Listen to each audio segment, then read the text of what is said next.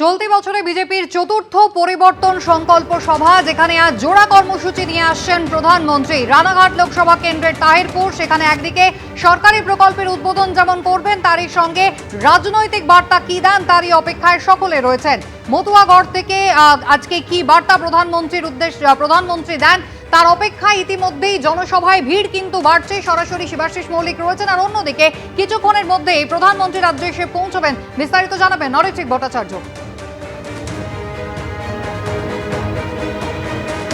দেখো, কিছুক্ষণের মধ্যেই কিন্তু প্রধানমন্ত্রী নরেন্দ্র মোদী রাজ্যে এসে পৌঁছবেন। কলকাতা এয়ারপোর্টে তিনি নামবেন এবং তারপর সেখান থেকে হেলিকপ্টার করে তিনি তাহিরপুরে চলে যাবেন এবং যেখানে সভাস্থল তার 1 কিলোমিটার দূরে সেখানে নামবেন এবং সেখান থেকে বাকি রাস্তা তিনি গাড়িতে যাবেন। মূল বিষয়টি হচ্ছে, এর আগেও আমরা দেখেছি যে গত কয়েকবার যখন প্রধানমন্ত্রী নরেন্দ্র মোদী এই রাজ্যে এসছেন, তিনি সবসময় জোড়া কর্মসূচি নিয়ে এসছেন। একদিকে সরকারি অনুষ্ঠান, অন্যদিকে দলীয় অনুষ্ঠান। এবং আজকেও যেটা জানা যাচ্ছে যে কালকেই প্রধানমন্ত্রী নিজেই সমাজ মাধ্যমে নিজে জানিয়েছেন প্রায় 3200 কোটি টাকার প্রকল্প নিয়ে তিনি আসছেন এবং তার মধ্যে কৃষ্ণনগর থেকে বড়জাগুলির যেমন 4 লেনের রাস্তার উদ্বোধন রয়েছে, তেমনই কিন্তু বারাসাত বড়জাগুলির 4 লেনের রাস্তা তার কিন্তু শিলান্যাস রয়েছে। এবং সার্বিকভাবে তিনি যেটা জানিয়েছেন যে এটা খুব স্বাভাবিকভাবেই কলকাতা থেকে শিলিগুড়ির যাতায়াতকে আরও বেশি সহজ করবে। এবং পাশাপাশি রয়েছে রাজনৈতিক সভা। প্রথমে সরকারি সভার পর যে রাজনৈতিক সভা হবে তারও কিন্তু অপরিসীম গুরুত্ব, কারণ এখানেও কিন্তু সমাজ মাধ্যমে ইতিমধ্যেই প্রধানমন্ত্রী যেটা জানিয়েছেন যে তার রাজনৈতিক সভা সম্পর্কে, এবং সেখানে তৃণমূলকে তীব্র আক্রমণ করেছেন এবং বলেছেন যে তৃণমূল তাদের সীমা অতিক্রম করেছে, এমনই কিন্তু বার্তা দিয়েছেন। এবং সেই জায়গা থেকে গত কয়েকবার আমরা দেখেছি প্রধানমন্ত্রী যখনই এসছেন কয়েক মাস পরেই বিধানসভা ভোট, সেই বিষয়গুলো বারবার উঠে এসছে। তৃণমূলের বিরুদ্ধে দুর্নীতির অভিযোগ, অপশাসনের অভিযোগ তিনি তুলেছেন। এবং তার সঙ্গে যেহেতু এসআইআর আবহে রানাঘাট লোকসভা অত্যন্ত গুরুত্বপূর্ণ, কারণ আমাদের রাজ্যে যে কটি মতুয়া অধ্যুষিত বিধানসভা এলাকা রয়েছে তার মধ্যে এই অংশটিও পড়ে এবং আশেপাশে এলাকা থেকেও অনেকের আসার কথা রয়েছে। যেহেতু এসআইআর আবহে এখনও বিভিন্ন ক্ষেত্রে আমরা দেখতে পাচ্ছি যে মতুয়ারা নিজেরা নিরাপদ বোধ করছেন না, তারা ধর্ণা এবং অন্যান্য কর্মসূচি চালিয়ে গিয়েছেন দীর্ঘদিন ধরে। সেই আবহে খোদ প্রধানমন্ত্রী তাদেরকে কি আশ্বাস দেন সেদিকেও নজর থাকবে। সার্বিকভাবে যেমন সরকারি অনুষ্ঠানের দিকে নজর রয়েছে, তেমনই রাজনৈতিকভাবে প্রধানমন্ত্রী নরেন্দ্র মোদী এখানে এসে কি জানান এবং বিজেপির নেতা নরেন্দ্র মোদী এখানে এসে কি জানান সেদিকেও কিন্তু নজর থাকছে ওয়াকিবহাল মহলের। একেবারে কিছুক্ষণের মধ্যেই প্রধানমন্ত্রী নরেন্দ্র মোদী তিনি এসে পৌঁছবেন এবং আজ তিনি যাবেন নদিয়া লোকসভা কেন্দ্রের অন্তর্গত তাহিরপুরে। সরকারি প্রকল্পের উদ্বোধনের পর রাজনৈতিক সভা করবেন।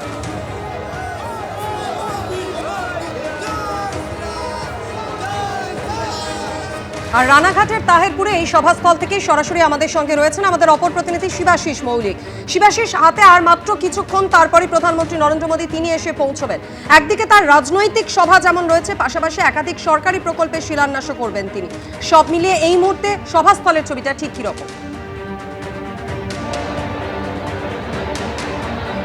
মাধুরী, দেখো, শুরুতেই তোমায় বলে রাখি, অরিত্রিক যেমন বলছিল 10:30 নাগাদ কলকাতা বিমানবন্দরে আসার কথা সূচি অনুযায়ী প্রধানমন্ত্রী নরেন্দ্র মোদীর, এবং তারপর তার তাহিরপুরের হেলিপ্যাডে এসে পৌঁছানোর কথা 11:05 নাগাদ।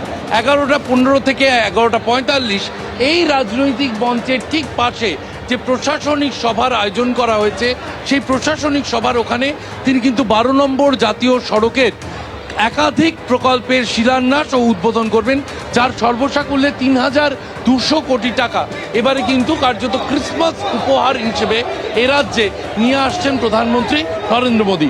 প্রতিটি পরিবর্তন সংকল্প সভার আগেই কিন্তু তিনি একটা করে এ ধরনের প্রশাসনিক সভা থেকে কয়েক হাজার কোটি টাকা এ রাজ্যের জন্য কেন্দ্রীয় সরকারের পক্ষ থেকে তিনি বিনিয়োগ নিয়ে আসেন। এর পাশাপাশি এই প্রশাসনিক সভা থেকে কিন্তু 12:05 সূচি অনুযায়ী এই দলীয় সভায় মূল মঞ্চে আসার কথা প্রধানমন্ত্রী নরেন্দ্র মোদীর। 12টা থেকে 12:45 তার মঞ্চে থাকার কথা। এই 45 মিনিট সময়ের মধ্যে 30 মিনিট মতো বক্তব্য রাখার কথা প্রধানমন্ত্রী নরেন্দ্র মোদী। যেমনটা জানা যাচ্ছে যে প্রধানমন্ত্রী নরেন্দ্র মোদী যেহেতু এই রাজনৈতিক সভার প্রধান বক্তা, যেহেতু তিনি কেন্দ্রীয় সরকারের প্রধান, স্বাভাবিকভাবেই তার মাধ্যমে কিন্তু বঙ্গ বিজেপি তারা কেন্দ্রীয় সরকারের তরফ থেকে একটা বড় মেসেজ তুলে দিতে চাইছেন। একদিকে যেমন বঙ্গবাসীর কাছে, তেমনি এই মতুয়া অধ্যুষিত রানাঘাট এলাকার যে মতুয়া সমাজ, সেই মতুয়াদের কাছেও কিন্তু প্রধানমন্ত্রী আজকে কোনো বার্তা তুলে ধরবেন এমনটাই কিন্তু সকলে মনে করছে। এবং 2014 সালে যখন তিনি প্রধানমন্ত্রী হননি, অর্থাৎ ভোটের প্রচারে কৃষ্ণনগরে এসে তিনি কিন্তু নাগরিকত্বের আশ্বাস দিয়েছিলেন। এরপরে এর মাধ্যমে মতুয়াদের নাগরিকত্ব দেওয়ার একটা উদ্যোগ নেওয়া হয়েছিল এবং এখন নিঃশর্ত নাগরিকত্ব চাইছেন মতুয়ারা। অন্যদিকে এসআইআর আবহে তাদের ভোটাধিকার লক্ষাধিক মতুয়ার কিন্তু প্রশ্নের মুখে পড়ে গিয়েছে। এই সময় আমরা দেখতে পাচ্ছি যারা জড়ো হয়েছেন তারা অনেকেই কিন্তু হরিবোল স্লোগান তুলছেন এবং মতুয়ার সমাজের অনেকেই কিন্তু আজকের এই সভায় যোগদান করতে এসেছেন। তারা সরাসরি দেশের প্রধানমন্ত্রীর থেকে আশ্বাস পেতে চাইছেন এবং তার মাধ্যমে বার্তা পেতে চাইছেন 26-এর ভোটে তারা ভোট দিতে পারবেন কিনা এবং এসআইআর আবহে যে লক্ষাধিক মতুয়ার ভোটাধিকার প্রশ্নের মুখে তারা কোনোভাবে তাদের জন্য কোনো বিশেষ ব্যবস্থা করা হবে কিনা। আর কয়েক মাস পরই রাজ্যে বিধানসভা ভোট, চতুর্থ পরিবর্তন সভা করছেন নরেন্দ্র মোদী।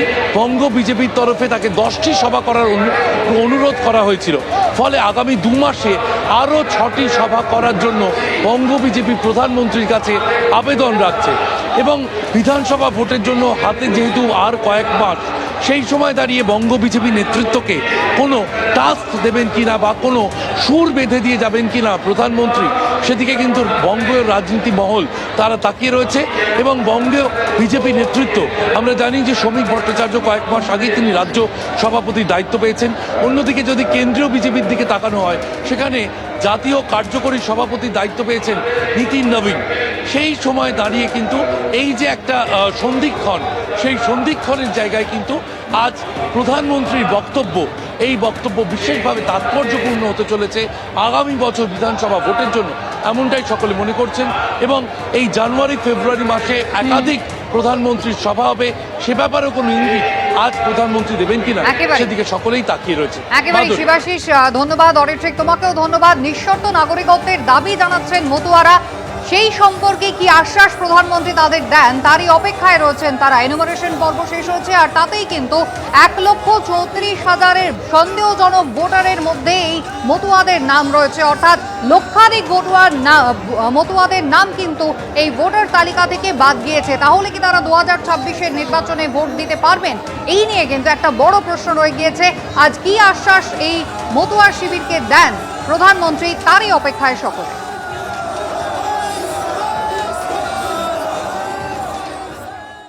এবিপি আনন্দ, এগিয়ে থাকে, এগিয়ে রাখে।